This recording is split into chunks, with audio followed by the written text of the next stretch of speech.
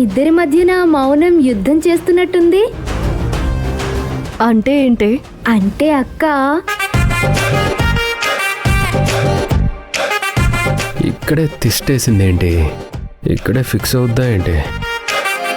అక్క నేనిక్కడ ఉండటం బావగారికి బాధగా ఉన్నట్టుంది.